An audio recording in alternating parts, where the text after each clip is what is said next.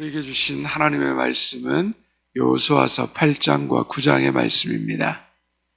여호수아서 8장, 9장의 말씀을 함께 보도록 하겠습니다. 7장에서 이스라엘이 아간의 범죄로 인해서 아이성 정복에 실패했습니다. 이제 8장에서 하나님께서는 죄의 문제를 해결하시고 다시 아이성을 정복하라라고 말씀하십니다. 우리 1절의 말씀을 함께 같이 읽도록 하겠습니다. 여호와께서 여호수아에게 이르시되 두려워하지 말라, 놀라지 말라, 군사를 다 거느리고 일어나 아이로 올라가라. 보라, 내가 아이의 왕과 그의 백성과 그의 성읍과 그의 땅을 다 내 손에 넘겨주었으니. 하나님은 우리의 실수와 허물 때문에 우리에게 주시고자 하는 것을 주시지 않는 경우는 거의 드뭅니다.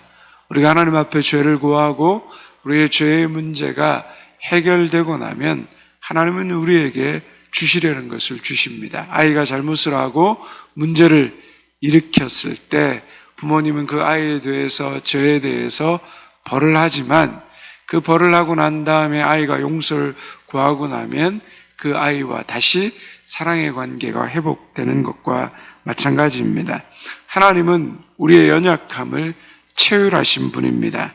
우리의 허물과 죄를 용서하는 분이시며 자비와 긍휼이 풍성하신 분이시기 때문입니다.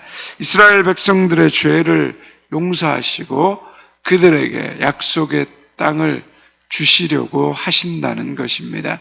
우리가 이 사실을 통하여서 우리가 말씀을 통하여서 하나님께서 우리에게 말씀하시려는 것이 무엇입니까? 하나님은 나의 인생에도 나의 허물과 죄를 용서하시는 분이시라는 겁니다. 우리의 죄악을 끊임없이 용서하시면서 예수 그리스도 안에서 우리에게 약속하신 것을 주시려고 하시는 분이 바로 예수 그리스도라는 것을 우리가 말씀을 통하여서 알게 되는 것입니다. 우리가 죄와 허물 가운데 있을지라도 우리의 죄를 주님 앞에 끊임없이 고백하고 나아가면 주님은 이스라엘 백성들에게 행하셨던 것처럼 동일하게 우리의 허물과 죄를 용서하시면서 우리에게 예수 그리스도 안에서 약속하신 모든 것을 신실하게 베푸시는 분임을 우리가 깨달아야 하는 것입니다. 우리 2절 말씀 함께 같이 보겠습니다. 너는 여리고와 그 왕에게 행한 것 같이 아이와 그 왕에게 행하되 오직 거기서 탈취할 물건과 가축은 스스로 가지라. 너는 아이성 뒤에 복병을 둘지라 하시니라. 여리고성에서는 하나님께 바칠 모든 물건들을 바치는 것으로 하나도 취하지 못하게 하십니다. 그런데 아이성에서는 또 어떻게 말하십니까? 아이성에 있는 모든 것을 취하고 가져도 좋다라고 말합니다. 한쪽에서는 취하지 말라 그러시고 또 이쪽에서는 취하라고 말씀하십니다. 우리 자녀들이 부모님이 자녀들을 양육할 때 자녀들에게 어떻습니까? 제한하는 것이 많습니다. 왜 그렇게 하십니까? 자녀들을 사랑하기 때문에, 자녀들이 바른 길로 가고 좋은 길로 가기를 원하기 때문입니다. 그런데 그 훈련이 어느 정도 되었거나 자신의 일에 대한 책임을 감당할 나이가 되면 어떻습니까? 자녀가 하려고 하는 것, 필요로 하는 것, 자녀에게 있어야 될 것을 할 수 있도록 스스로 책임지도록 허락하십니다. 마찬가지로 여리고성의 제한과 아이성의 자유를 통하여서 부모의 심정으로, 부모의 사랑으로 우리를 인도하시는 하나님의 사랑과 마음을 우리가 깊이 생각할 수 있으면 좋겠습니다. 아이성 뒤에 복병을 두라고 하시면서 3절 이하에 보면 하나님은 아이성을 정복할 전략이 무엇인지를 설명하고 여호수아가 백성들에게 그것을 명령합니다. 여러분, 아이성을 점령하지 못한 이유가 무엇이었습니까? 전략이 없어서였습니까? 머리가 나빠서였습니까? 군사의 수가 적어서였습니까? 그렇지 않습니다. 아이성을 점령하지 못한 것은 하나님 말씀에 순종하지 않았기 때문입니다. 지혜자도 하나님이시고 전략가도 하나님이시고 그리고 모든 일들을 풀어가시는 것도 하나님이십니다. 여리고성, 아이성, 기브온성을 가나안 땅의 31번의 전쟁을 통하여서 수많은 전쟁을 치러가면서 하나님이 이스라엘 백성들에게 요구한 것이 무엇입니까? 어떤 전략이나 지혜와 힘과 능력을 요구하신 적이 단 한 번도 없습니다. 무엇을 요구하셨습니까? 하나님 말씀에 순종하는 것이었습니다. 하나님이 우리에게 요구하시는 것은 순종입니다. 하나님의 나라는 하나님의 통치가 이루어지는 나라입니다. 하나님의 나라, 하나님의 통치가 이루어지는 것에 있어서 절대적으로 필요한 것은 순종입니다. 하나님의 백성이 되는 원리는 내 의와 내 뜻과 내 욕심을 가지고 하나님 앞에 나아가는 것이 아니라 먼저 하나님 나라와 의를 구하는 것입니다. 하나님의 다스림이 내 삶 가운데 임하도록 하는 것, 그것이 하나님 백성의 준비입니다. 순종은 무엇입니까? 내가 하려는 것이 아닙니다. 하나님이 말씀하시는 것을 따르는 것, 내 의를 드러내는 것이 아니라 하나님의 의를 드러내는 것, 그것이 바로 순종입니다. 순종은 내 힘과 의지가 아닌 겁니다. 우리는 순종을 통해서만 하나님의 다스림과 하나님의 통치가 이루어지는 나라를 우리가 경험하게 되는 것입니다. 뭔가 잘 되지 않을 때마다, 실패할 때마다, 가로막힐 때마다 돈이 없어서, 능력이 없어서, 백이 없어서, 시기가 좋지 않아서 이런 것이 아니라 내 삶 가운데 얼마만큼 하나님의 순종, 내 삶 속에서, 내 안에서, 내 인생 가운데서 하나님 나라가 이루어져 가고 있는가, 내 삶에 하나님에 대한, 말씀에 대한 그 순종이 어떻게 이루어지고 있는가를 우리는 잘 돌아보아야 하는 것입니다. 순종함으로 하나님의 나라가 내 삶 가운데서 시작될 수 있는 저와 여러분 되시기를 주님의 이름으로 축원합니다. 이제 아이성 전쟁 승리 이후에 여호수아는 에발산에 제단을 쌓고 모든 백성들에게 축복과 저주의 말씀을 낭독합니다. 우리 30절 말씀 같이 함께 읽겠습니다. 그때 여호수아가 이스라엘 하나님 여호와를 위하여 에발산에 한 제단을 쌓았으니, 34절의 말씀도 같이 읽습니다.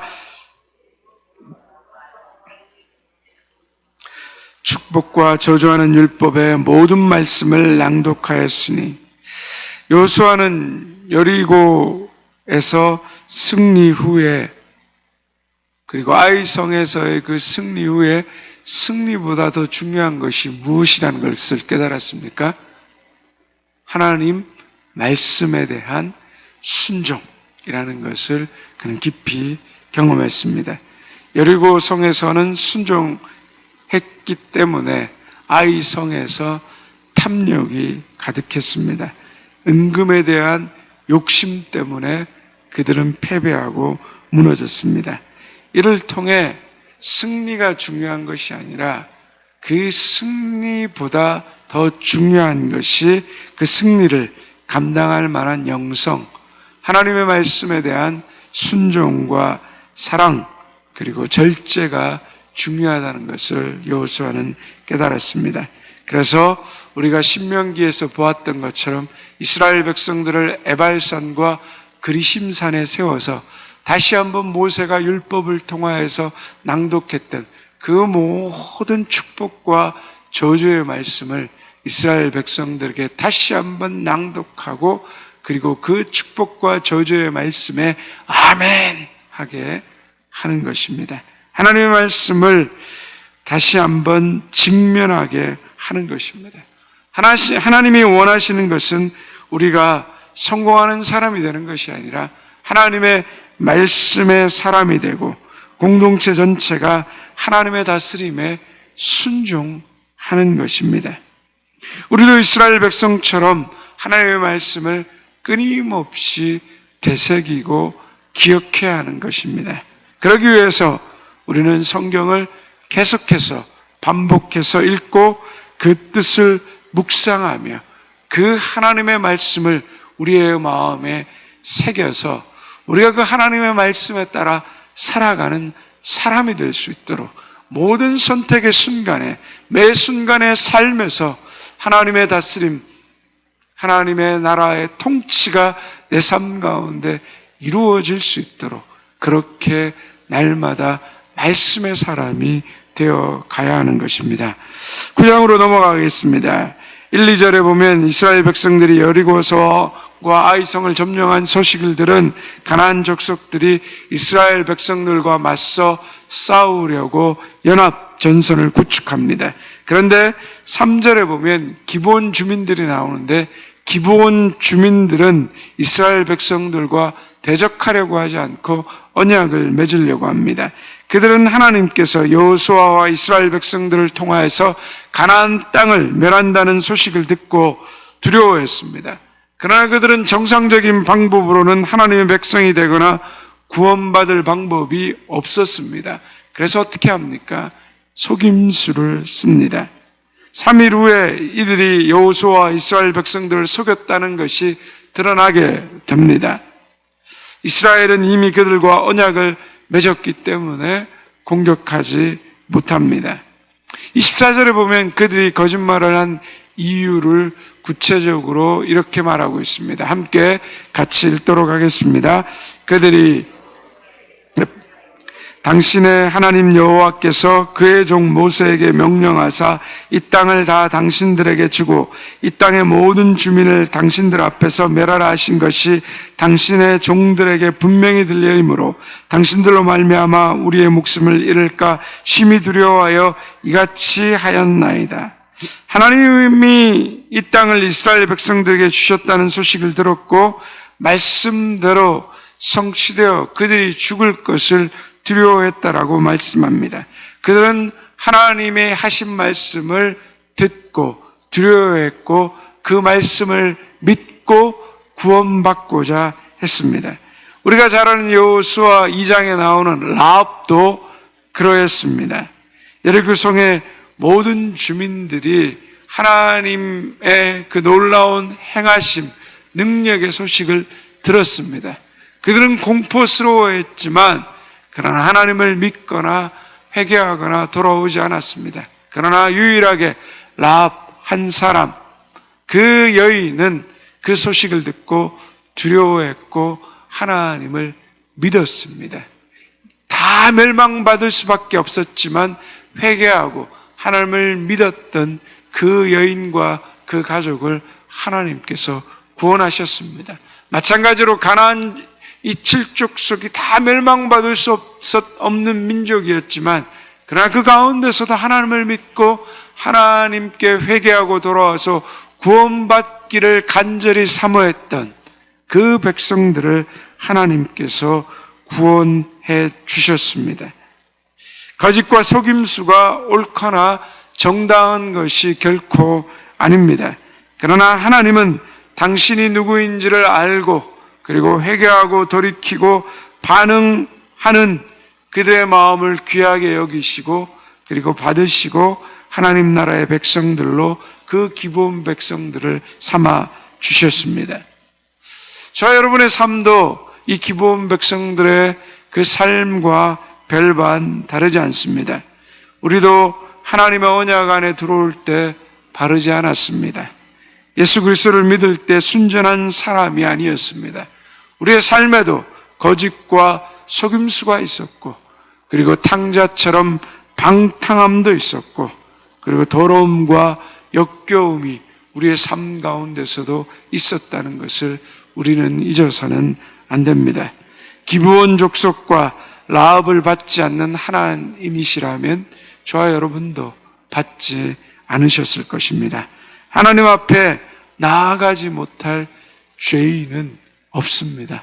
하나님 누구든지 자신의 죄를 깨닫고 돌이키고 엎드려 하나님 앞에 나오는 사람, 자신의 죄인됨을 고백하며 하나님 앞에 엎드리는 사람을 누구든지 용납하시고 받으시고 날마다 새로운 기회를 그에게 주시는 것입니다.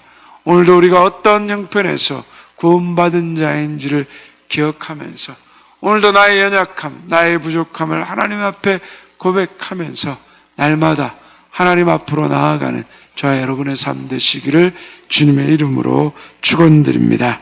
이제 여호수아서 8장과 9장의 말씀을 경청하겠습니다. 주의 말씀은 내 발의 등이요 내 길의 빛이십니다. 아멘.